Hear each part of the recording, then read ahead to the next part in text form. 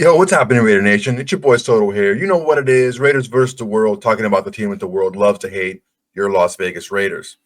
All right.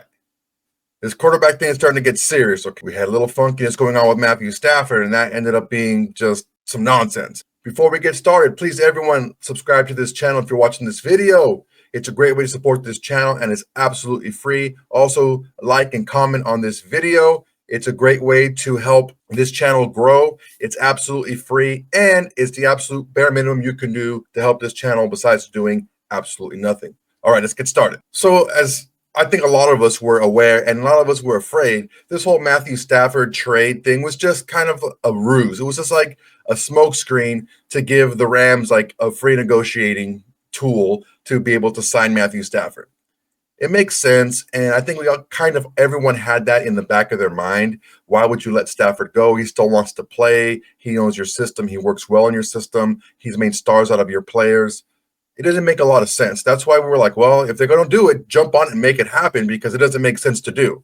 Ultimately, what happened was the Rams were just kind of sitting back and playing the game and letting Stafford go out, because ultimately the Rams didn't have to do anything, okay? Stafford is still under contract, and there was nothing the Rams had to do in order to change the fact that Stafford had to play for the Rams if he wanted to continue to play in the NFL. Go out there, Matthew Stafford, go see what the market is for you, and then come back and we'll work something out, which is exactly what they did. It seems like there was a middle ground between the difference, what Stafford was making in his contract and what was being offered by the Giants and the Raiders, and also take into account the fact that the probability of success and winning is a lot higher with the Rams. So there was kind of like a half money, half winning type of thing. It ended up working out for Stafford, ended up working out for the Rams. Good for them. Who cares? The most important thing for Raider Nation is what's going to happen with the Raiders and their quarterback situation. Because right now, the quarterback situation is not inspiring a lot of hope, all right? Ritter, he wasn't the answer, and he was released. Good luck. On the roster, Minshew, O'Connell, and Bradley. Yeah, I don't even want to get into it, okay? I'm not going to argue. I'm not going to say, look, there's a lot of people out there, especially Aiden O'Connell. They're like, well, give him a chance, give him this, give him that. He's not it, okay? He's not that good, all right? He's a good backup. I like Aiden O'Connell. I was on Aiden O'Connell. If you guys watched my other channel,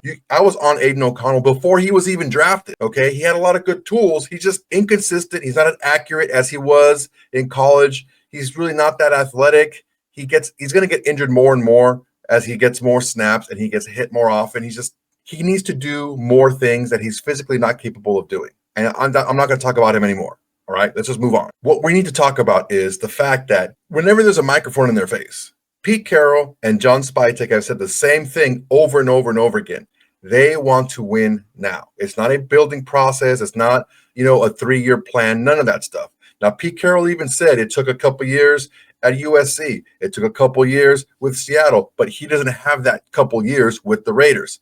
He said it in his press conference. He said it at the Combine. He said it in interviews. He said it at What the Football Podcast. He said it on Rich Eisen. He said it everywhere he can say it. He said it. And guess what? John Spytek said the exact same thing.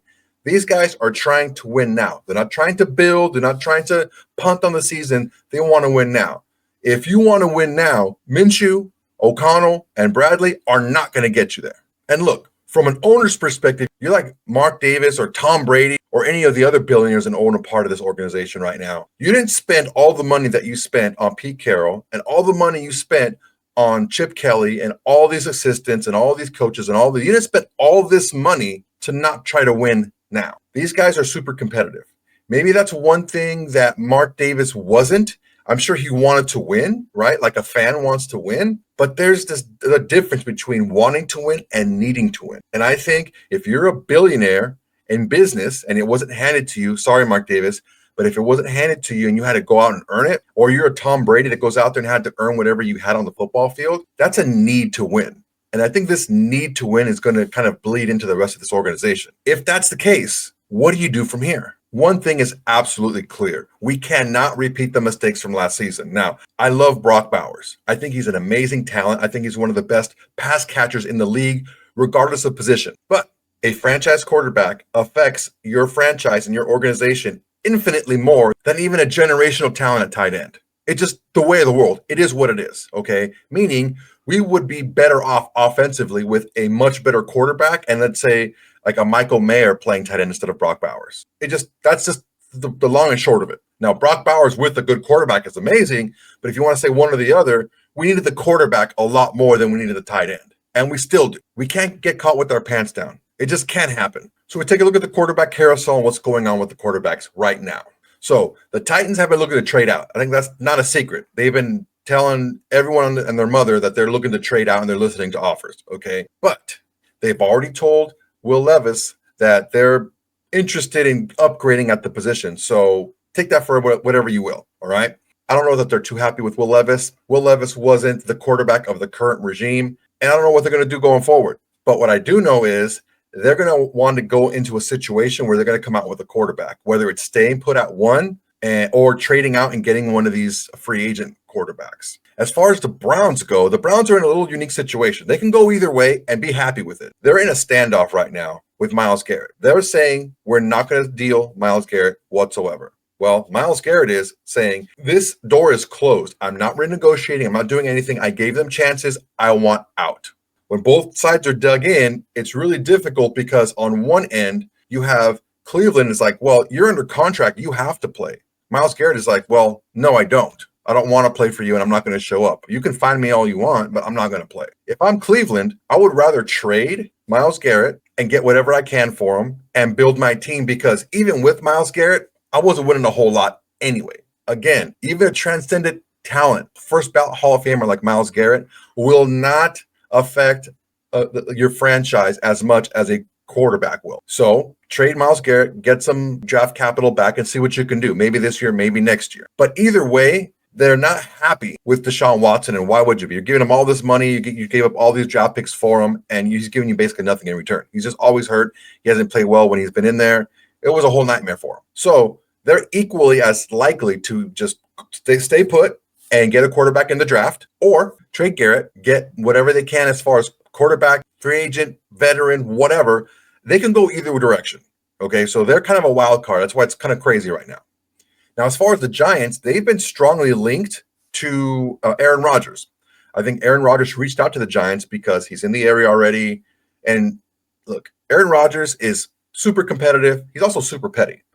What better way to get a motivated Aaron Rodgers than to get him away from the Jets, put him on the Giants in the same city, in the same stadium, and have him ball out for the Giants and say, hey, Jets, look what you could have had if you weren't so short-sighted. Now, Aaron Rodgers' former team, the Jets, they're at 7 behind the Raiders at 6, so they may have a little bit more motivation to move up in the draft to get that quarterback that they want. They're shopping Davante Adams pretty heavily.